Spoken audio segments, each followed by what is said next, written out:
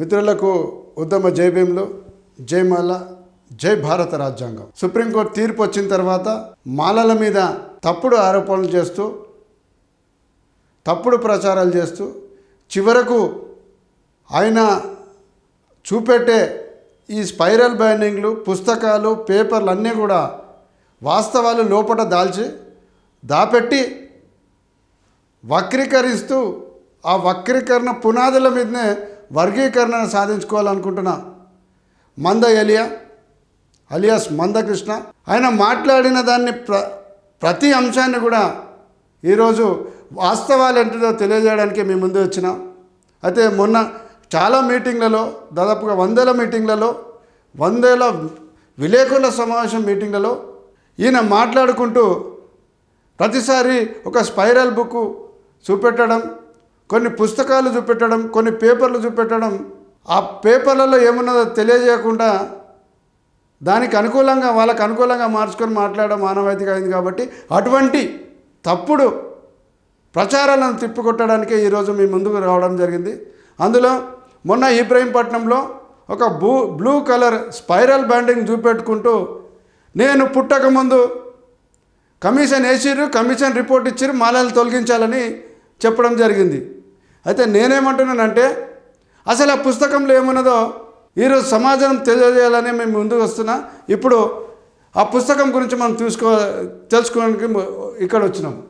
అయితే B N Lokur commission వేసింది the report of the advisory committee on the revision of the list of schedule caste and schedule tribes. అంటే ఈ advisory committee దేని గురించి చేసిరంటే, అప్పుడు 1965 వరకు ఎస్సీ ఎస్టీల జాబితా ఏదైతే ఉన్నదో దాన్ని సవరించడానికి వేసిన కమిషన్. కానీ మందకృష్ణ గారు ఏమంటారు, ఇది వర్గీకరణ గురించి చేసిర్రు, తర్వాత మాలలు తొలగించాలని ప్రచారం చేస్తాడు. ఇది కూడా డిపార్ట్మెంట్ ఆఫ్ సోషల్ సెక్యూరిటీ వాళ్ళు, గవర్నమెంట్ ఆఫ్ ఇండియా వాళ్ళు వేసారు. నేను మందకృష్ణలాగా తప్పుడు పుస్తకాలు చూపెట్టేసి చేయాలనే నా ఉద్దేశం కాదు. నేను స్పష్టంగా ఆ పుస్తకాలలో ఏమున్నదో వాస్తవాలు తెలియడానికి ఆ వాస్తవాలను మీకు స్క్రీన్ మీద ప్రదర్శన చేస్తున్నా. ఇక ఇది ఆ పుస్తకం. ఇక రెండవ పేజీలో మనం అది ఆ కమిషన్ ఎందుకు వేసిరో మనం స్పష్టంగా తెలుసుకుందాం. ఇవి ఒకసారి మీరు ఎందుకు వేసినాము, ఆ లిస్టుకి ఎందుకు ఈ కమిటీ వేయాల్సి వచ్చింది, దాని విధులు ఏంటిదో స్పష్టంగా తెలియజేయడం జరిగింది. అందులో 3వ point, the resolution required the committee to advise only on the proposal received by government of India. ఆ ప్రపోజల్స్ ఏందో ఇలా స్పష్టంగా తెలిసారు. ఏమన్నారు, ఆ ఎస్సీ ఎస్టీల జాబితాను సవరించడానికి మీరు ఈ కమిషన్ వేయబడ్డది, ఆ రెజల్యూషన్ ప్రకారం మీరు రిపోర్ట్ ఇవ్వాలని స్పష్టంగా తెలిసి. ఇది 2వ పేజీ బిఎన్ లోకూర్ కమిషన్. ఇక ఆ కమిషన్ చూపెడుతూ ఆ కమిషన్ వర్గీకరించడానికి వేసినట్లు, అందులో మాలలు తొలగించాలని కమిషన్ రిపోర్ట్ ఇచ్చిందని చెప్తున్నాడు. ఆ కమిషన్ యొక్క 55వ పేజీ, ఇందులో మాల, ఇగో ఈయన హెచ్సి ఏడా షెడ్యూల్ కులాలలో వీళ్ళు అడ్వాన్స్ అయ్యారు, వీళ్ళని తొలగించాలని ఒక రిప్రజెంటేషన్ చేస్తే కమిషన్ దాన్ని రిజెక్ట్ చేసింది. ఆ రిజెక్టు ఎందుకు చేసినామో పారా 16లో చెప్పింది. అంటే అది కమిషన్ రికమెండేషన్ కాదు మాలలను తొలగించాలని, ఇది శుద్ధ అబద్ధము. నగ్న సత్యం ఏంటిదో మీరు ఆ లోకూర్ కమిషన్లోని 55వ పేజీలో ఆ కమిషన్కు ఇచ్చిన రిప్రజెంటేషన్ రిజెక్ట్ చేస్తున్నామని స్పష్టంగా పేర్కొనడం జరిగింది. ఇంకొక బ్లండర్ చూపెడతా. మందకృష్ణ లోకూర్ కమిషన్ రిపోర్ట్ చూపెట్టుకుంటూ మొన్న ఏమన్నాడు, నేను పుట్టకముందు వేసిర్రు కమిషన్, ఆ కమిషన్ రిపోర్ట్ ఇచ్చారు మాలలు తొలగించాలని. మందకృష్ణ, నీ డేట్ ఆఫ్ బర్త్ ఒకసారి నువ్వు క్రాస్ చెక్ చేసుకో. 17 జూలై 1965. అంటే నువ్వు పుట్టకముందు 37 రోజుల ముందు వేసిన కమిషన్ ఇది. ఇగో ఈడ కమిషన్ డేట్ ఉన్నది.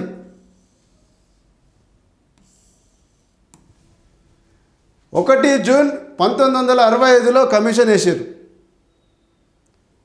అంటే నువ్వు పుట్టకముందు 37 రోజుల ముందు వేసిన కమిషన్ ఇది. సరే, నువ్వు మాలలను తొలగించాలన్నా అది కూడా అబద్ధమని తెలుస్తుంది. తర్వాత నువ్వు పుట్టకముందే రికమెండేషన్ ఇచ్చినట్టున్నావు కదా. ఇగో నువ్వు పుట్టిన తర్వాత ఆగస్టు 25, 1965లో రిపోర్ట్ ఇచ్చారు.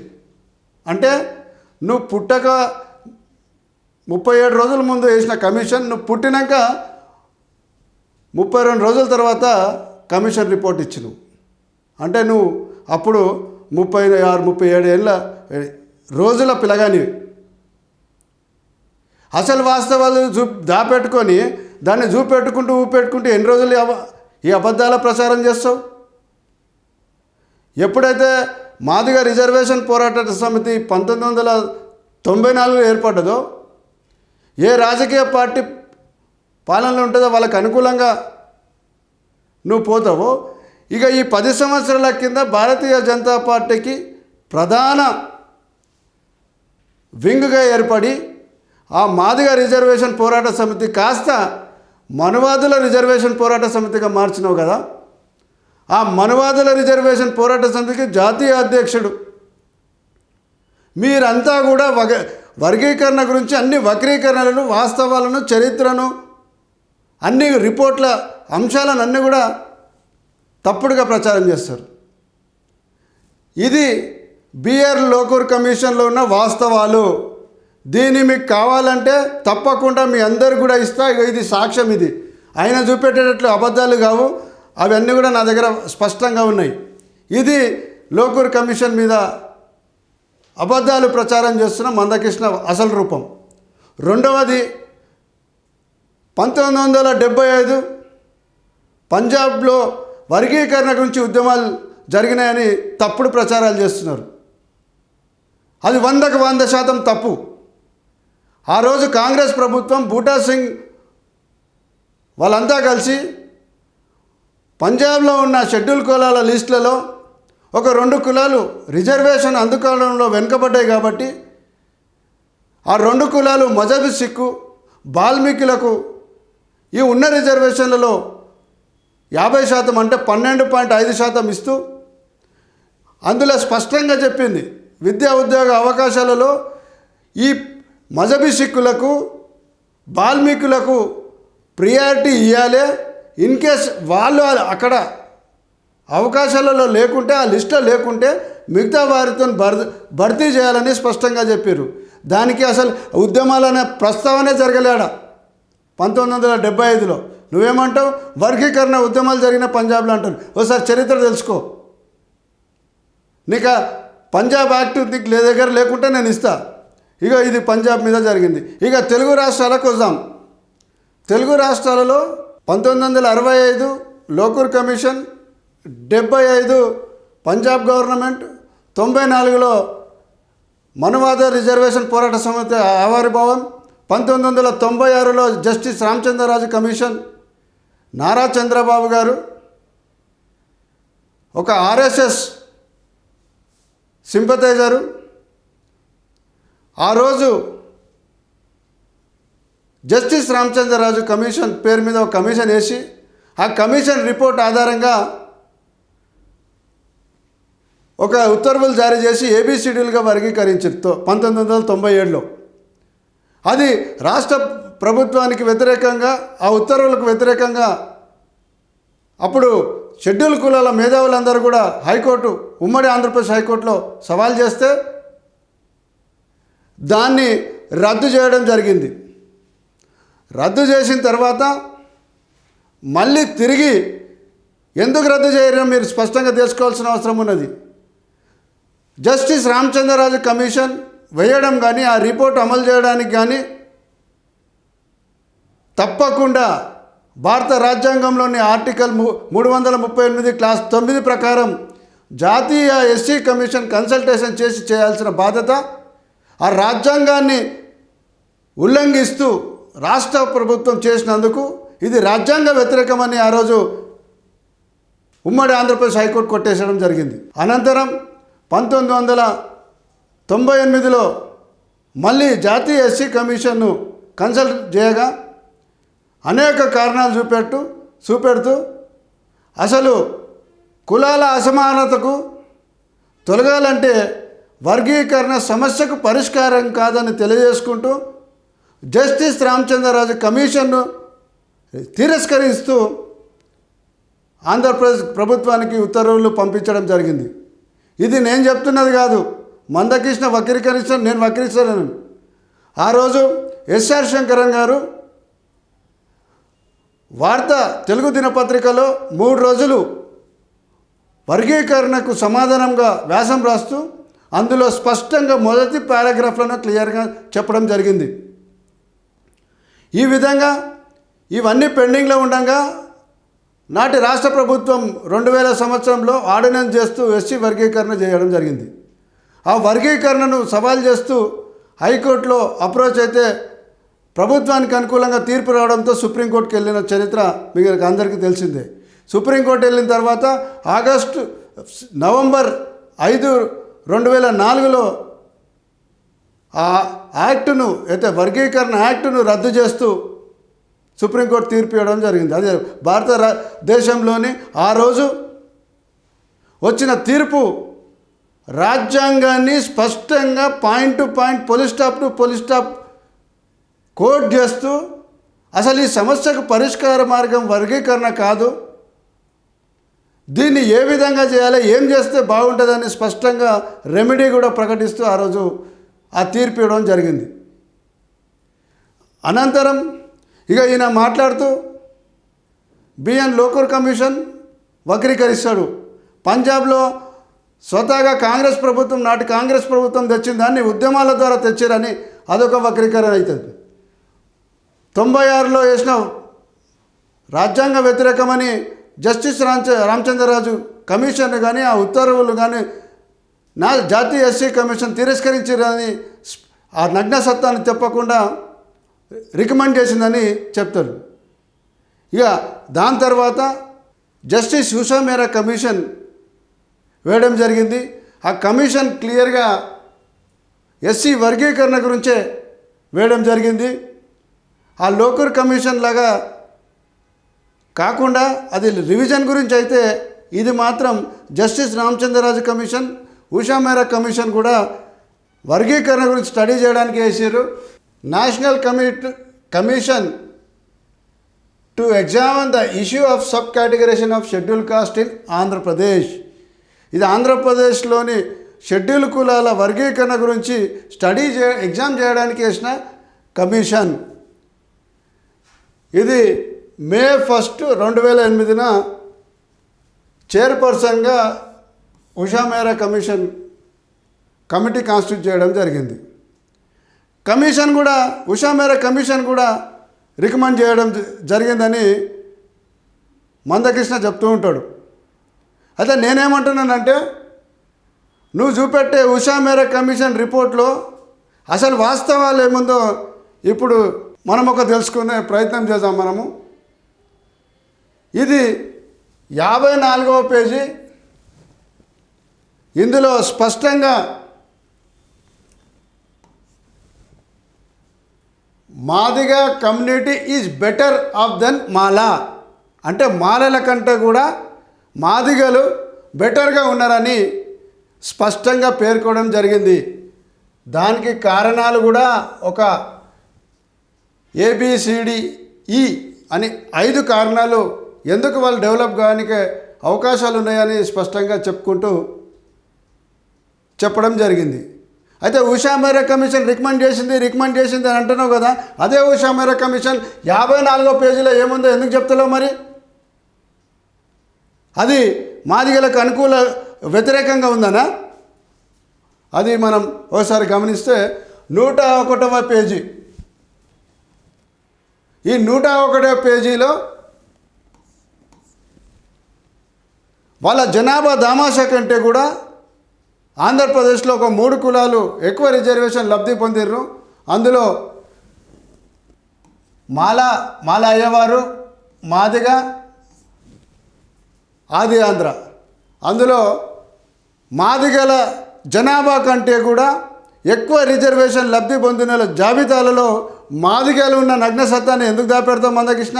నేను నా జనాభా దామాషా కంటే ఎక్కువ తీసుకున్నారని ఉషా మేర కమిషన్ ఉంటే నేను నిష్పక్షపాతంగా చూపెడుతున్నా కదా, మరి నీకంత ధైర్యం ఎందుకు లేదు? నీ రిజర్వేషన్ల నీ జనాభా కంటే ఎక్కువ రిజర్వేషన్ లబ్ధి పొందినావు అని నువ్వు చెప్పే ఉషా మేర కమిషన్ రికమెండ్ చెప్పింది కదా. తర్వాత ఉషా మేర కమిషన్ వర్గీకరణ చేయాలని చెప్పిందా? ఇక చివరి కన్క్లూజన్లో ఏం చేయాలనో స్పష్టంగా చెప్పింది. ఏమంటది? ఎస్సీ ఆర్టికల్ 341 సవరణ చేసి అందులో క్లాస్ 3ని యాడ్ చేసి వర్గీకరణ చేసుకోవడానికి రాష్ట్ర ప్రభుత్వాలకు అధికారాలు ఇవ్వాలని ఆ కమిషన్ రికమెండ్ చేసింది. అంతేగాని వర్గీకరణ చేసుకోండి అని చెప్పలేదు. సాధ్యం కాదన్నప్పుడు ఆర్టికల్ 341లో ఉన్న క్లాస్ ఏ క్లాస్ బి ప్రకారం అది సాధ్యం కాదు, దీన్ని అదనంగా క్లాస్ 3ని యాడ్ చేసి రాష్ట్రాలకు అధికారాలు ఇస్తే సాధ్యమవుతుందని చెప్పింది కదా. మరి ఈ మాట ఎందుకు మా సమాజానికి తెలియజేస్తలేవు? పోనీ ఇదంతా పక్కన పెడదాం. నువ్వు వక్రీకరణలు ఏ విధంగా చేసినావు నేను ఇప్పుడు సమాజానికి స్పష్టంగా తెలియజేసిన కదా. పోనీ జస్టిస్ రామచంద్రరాజు కమిషన్ 1998లో జాతీయ ఎస్సీ కమిషన్ రిజెక్ట్ చేసింది. నీకు పూర్తి ఆధారాలతో సహా కమిషన్ 1998 రిపోర్టు మీరు తీసుకుంటే స్పష్టంగా తెలుస్తుంది. అదేవిధంగా అదే కోణంలో జస్టిస్ ఉషా మేర కమిషన్ కూడా జాతీయ ఎస్సీ కమిషన్ రిజెక్ట్ చేసింది. అటు జస్టిస్ రామచంద్రరాజు కమిషన్ రిజెక్ట్ చేసింది, ఇటు ఉషా మేర కమిషన్ జాతీయ ఎస్సీ కమిషన్ రిజెక్ట్ చేసింది. భారతదేశంలో భారత రాజ్యాంగమే సుప్రీం. ఆ రాజ్యాంగం చెప్పినట్టు నడవాల్సింది ప్రతి భారతదేశ పౌరుడు, ప్రతి రాష్ట్రము. అందులో భాగంగా జాతీయ ఎస్సీ కమిషన్ ఏదైతే రాజ్యాంగబద్ధ సంస్థ, ఆ సంస్థ అధికరణ 338 క్లాస్ 9 ప్రకారం ఇది చెల్లదని రద్దు చేసిన నగ్న సత్తాన్ని నువ్వు ఎందుకు సమాజానికి దాపెడుతున్నావు? ఎందుకు నువ్వు వాస్తవాలను వక్రీకరిస్తున్నావు? ఎన్ని రోజులు ఈ వక్రీకరణల మీద నువ్వు వర్గీకరణ సాధించుకోవాలనుకుంటున్నావు? ఇక 2 కమిషన్లు నేషనల్ కమిషన్ రిజెక్ట్ చేస్తే కమిషన్లు రికమెండ్ చేసినాయని వక్రీకరిస్తావు. అసలు ఎస్సీ ఎస్టీల జాబితాను సవరించడానికి వేసిన కమిషన్ బిఎన్ లోకూర్ కమిషన్ వక్రీకరిస్తూ మాలలను అభివృద్ధి చెంది తీసిమని ఎందుకు వక్రీకరిస్తావు? ఇట్లాంటి ప్రతీది కూడా ఈ 2 కాదు, ప్రతీది కూడా నువ్వు మొత్తం వక్రీకరణ మీద పునాదుల మీద నువ్వు వర్గీకరణ సాధించుకోవాలనుకుంటున్నావు. ఇది నీ తరం కాదు, నువ్వు గుర్తుంచుకోవాల్సిన అవసరం ఉన్నది. ఇక ఇవన్నీ కూడా వాస్తవాలను ఈ విధంగా ఉంటే నాకు అన్ని కులాలు, అన్ని మతాలు, అన్ని రాజకీయ పార్టీలు అండగా ఉన్నాయి, మాకు మద్దతులు ఇస్తున్నాయి కదా, మాలలకు ఎవరు లేరు అంటున్నాయి కదా. మరోసారి నీకు తెలియజేస్తున్నా, మాలల మీద మాలకు అనుగుణంగా బాబాసాహెబ్ ఉన్నాడు, బాబాసాహెబ్ రాజ్యాంగం రాసిన ఉన్నది.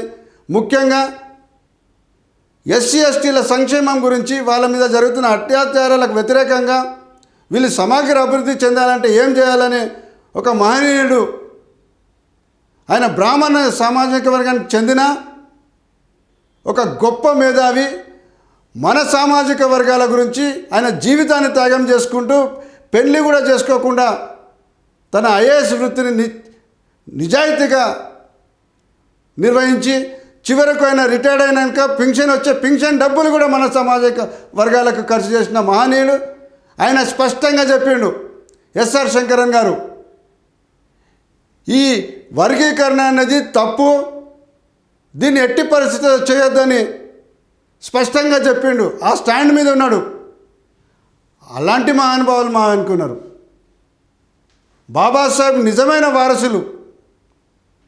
అటువంటి వాళ్ళు మాకు అనుకూలంగా ఉన్నారు, మాకు మద్దతుగా ఉన్నది. మేము తప్పకుండా భారత రాజ్యాంగాన్ని కాపాడే దిశలా, బాబాసాహెబ్ ఐడియాలజీని ముందుకు పోయే దిశలా ఏ స్థాయి ఉద్యమానికైనా ముందుకు పోతాం మేము. నువ్వు ఈ వక్రీకరణల మీద వర్గీకరణ ఏ విధంగా సాధిస్తారో మేము కూడా ఛాలెంజ్ చేస్తున్నాం. తప్పకుండా దానికి ధీటైన సమాధానం చెప్పడానికే ఈరోజు ముందుకు వచ్చినాం. అసలు మనువాద వారసులు, మనువాదానికి బ్రాండ్ అంబాసిడరు, అన్ని సంఘాన్నే మనువాద రిజర్వేషన్ పోరాట సమితిగా మార్చిన నువ్వు, బాబాసాహెబ్ అసలైన వారసులు మాలలను కించపరుస్తూ నువ్వు వ్యాఖ్యలు చేయడం నీ వక్రీకరణ బుద్ధులకు నిదర్శనమని తెలియజేసుకుంటున్నా. అయితే ఈ విధంగా 1965 నుండి మొన్న ఉషా మేరా కమిషన్ తర్వాత సుప్రీంకోర్టు తీర్పు తర్వాత ఆ తీర్పు కూడా అందులో వాస్తవాలను అన్నింటిని వక్రీకరిస్తూ ఈయన సమాజానికి తప్పుదోవ పట్టించే ప్రయత్నం చేస్తున్నారు. దాన్ని మేము తీవ్రంగా ఖండిస్తున్నాం. ఇంకో ప్రజలకు ఒక అతి ముఖ్యమైన అంశం చెప్పాలి. ఆయన ప్రతిసారి కూడా అంబేద్కర్ జీవిత చరిత్ర పుస్తకం చూపెడతాడు, అందులో రాసిందని చెప్తాడు. ఆ అంబేద్కర్ జీవిత చరిత్ర పుస్తకం నువ్వు పట్టుకునే పుస్తకం ఏదైతే ఉన్నదో, మహనీయుడు ఈవి చెన్నయ్య ఏదైతే ఎస్సీ వర్గీకరణ గురించి సుప్రీంకోర్టు పోయిండో ఆ మహనీయుడు రాసిన పుస్తకమే అది.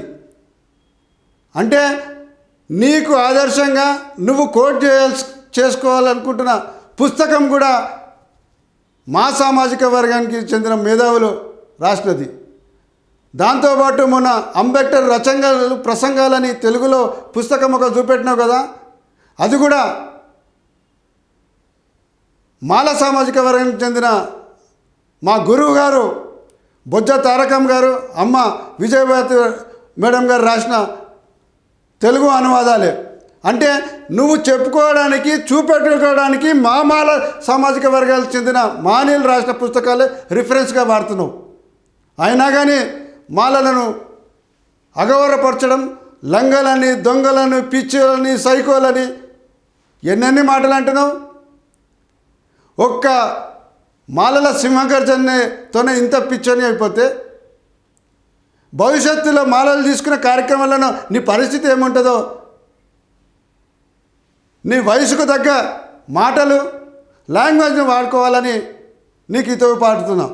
ఈ విధంగా నువ్వు నీ వర్గీకరణ గురించి, మాలా సమాజాన్ని, చరిత్రను, కమిషన్ల రిపోర్ట్లను, జాతీయ ఎస్సీ కమిషన్ను తప్పుడుగా కోట్ చేస్తూ నువ్వు ఏదైతే కుట్రలు చేస్తున్నావో నువ్వు అది మానుకోవాలని నేను డిమాండ్ చేస్తున్నా. లేని పక్షంలో మాలలు మనువాదులు అంటే December 1 చూసినావు కదా, ఇప్పుడు మాలలు సెకండ్ ఇన్నింగ్కు స్టార్ట్ అవుతున్నారు. కాసుకోయ్యాను, మేము హెచ్చరిస్తున్నాము. నువ్వు రాజ్యాంగబద్ధంగా నీ డిమాండ్ను నువ్వు ప్రజలలో పెట్టుకో, మాదిగ సమాజంలో పెట్టుకో, మీకు ఎటువంటి అభ్యంతరం లేదు. దాన్ని అడ్డం పెట్టుకొని ఒక టార్గెట్గా ఉద్దేశపూర్వకంగా మనువాదుల సంఖ్యలో జరిగిన మంద ఎలియా మాలను అవమానించడం మానుకో. నీకు భారత రాజ్యాంగం ఏ విధంగానైతే హక్కులు ఇచ్చిందో అదే భారత రాజ్యాంగం మాకు హక్కులు ఇచ్చింది. ఆ రాజ్యాంగం హక్కుల ప్రకారమే సుప్రీంకోర్టు మొన్న వచ్చిన సుప్రీంకోర్టు ఎస్సీ వర్గీకరణ రాష్ట్రాలు చేసుకోవచ్చన్న ఏదైతే చెప్పిందో అది రాజ్యాంగ వ్యతిరేకమని మేము వ్యతిరేకిస్తున్నాం. నువ్వు కావాలంటే చేయాల్సింది ఎవరు? భారతీయ జనతా పార్టీ నరేంద్ర మోడీ కదా, నీ గురువు కదా. మరి 2023 నవంబర్లో హైదరాబాద్లో వచ్చి వర్గీకరణకు మేము పనిచేస్తామన్నాడు కదా, అది చేయాల్సింది ఎక్కడ? పార్లమెంట్లో జూలై నెలలో, అంటే వీడికి వచ్చే ఒక 3 నెలల ముందే మేము వర్గీకరణ చేసే పరిస్థితులు లేవు, మేము చెయ్యము. దానికంటే వారికి ఏ విధంగా అభివృద్ధి చేయాలన్న సంక్షేమ పథకాలు మేము ముందుకు తీసుకొస్తామని అధికారికంగా పార్లమెంట్లో చెప్పిన రికార్డులు మా దగ్గర ఉన్నాయి. నీకు దమ్ము ధైర్యం ఉంటే నీ నరేంద్ర మోడీ అవుతున్నాడో మరి ఆ రోజు జూలైలో పార్లమెంట్లో సమాధానంగా చెప్పిన అంశాన్ని నువ్వు ప్రశ్నించి కేవలం 7 రాష్ట్రాలు మాత్రమే ఒప్పుకుంటున్నాయి, మిగతా రాష్ట్రాలు ఒప్పుకుంటలేవు కాబట్టి మేము వర్గీకరణ చేసే అవకాశం లేనందున సంక్షేమ పథకాల ద్వారా వారికి అభివృద్ధి చేస్తా అన్నారు కదా. అవన్నీ పక్కన పెట్టి వర్గీకరణ చేయమని నరేంద్ర మోడీని ఎందుకు అడుగుతలేవు? పార్లమెంట్లో నేను చేయనని అధికారికంగా ప్రకటించిన నరేంద్ర మోడీని వదులుతావు? ఇక్కడ రాష్ట్రానికి వచ్చేసి తెలంగాణ ముఖ్యమంత్రి మీద మాట్లాడుతావు. సరే, తెలంగాణ ముఖ్యమంత్రి కూడా నేను అనుకుంటాను నిజమైన కాంగ్రెస్ కార్యకర్తని, నాయకుడని. ఆయన కూడా చంద్రబాబు శిష్యుడు కాబట్టి ఆయన కూడా ఆర్ఎస్ఎస్ ఏజెంట్గానే భావిస్తున్నాం. ఈ విధంగా మీరు ఎన్ని ప్రయత్నాలు చేసినా అది రాజ్యాంగ విరుద్ధమవుతుంది. వర్గీకరణ రాజ్యాంగ విరుద్ధ డిమాండ్ కాబట్టి దాన్ని తప్పకుండా అడ్డుకుంటాం, ఏ స్థాయిలో ఉద్యమిస్తాం. మాకు వ్యతిరేకంగా ఎటువంటి కార్యకలాపాలు చెప్పినా వాస్తవానికి సమాజంగా తెలియజేసుకుంటూ నిన్ను ఎండగాడుతూనే ఉంటాము, నీ వర్గీకరణకు వ్యతిరేకంగా పోరాడుతూనే ఉంటాం. వాస్తవాలని సమాజానికి తెలియజేస్తానని తెలియజేస్తున్నాను. అయితే ఈ విధంగా కేవలం మందకృష్ణనే కాదు, మాదిగ మేధావుల ఫోరం పేరు మీద కూడా చాలామంది వాస్తవాలను వక్రీకరిస్తున్నారు. అందులో రెండో ప్రధాన వ్యక్తి ప్రొఫెసర్ కాసిం. ఈ కాసిం కూడా ఏ విధంగా వక్రీకరిస్తున్నాడో, ఆయన సంస్థ విరసం నుంచి ఏ విధంగా వచ్చిండు, ఇవన్నీ కూడా నెక్స్ట్ ఎపిసోడ్లో మనం తెలుసుకునే ప్రయత్నం చేద్దాం. మీరందరూ కూడా దయచేసి పేరున తెలుగు ప్రజలకు విన్నవిస్తున్నా, ఆ మనువాద రిజర్వేషన్ పోరాట సమితి రాష్ట్ర జాతీయ నాయకుల మాటల్లో పడకండి, వాస్తవాలు తెలుసుకోండి. వాస్తవాలు రాజ్యాంగం ఏం చెప్తుందో తెలుసుకోండి. దానికి మద్దతుగా మీరు మాకు కూడా సహాయ సహకారాలు అందించాలని పిలుపునిస్తున్నా. జై భీమ్, జై భారత్, జై భారత రాజ్యాంగం.